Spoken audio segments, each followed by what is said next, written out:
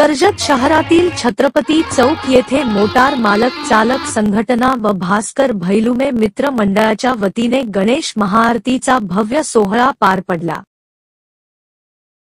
ही महाआरती विशेषतः माजी जिल्हा परिषद सदस्य प्रवीण घुले व कर्जत तालुक्यातील पत्रकार यांच्या वतीने संपन्न झाली।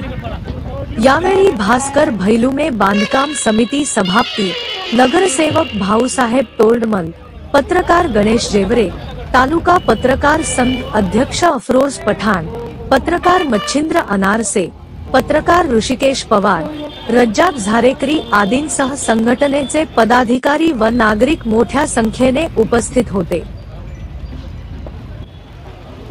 महाआरतीनंतर गणपती बाप्पाच्या मिरवणुकीत भक्ती, जल्लोष आणि एकतेचे दर्शन घडले। पारंपरिक ढोलताशांच्या निनादात गणपती बाप्पा मोरयाच्या गजरात छत्रपती चौक दुमदुमून गेला।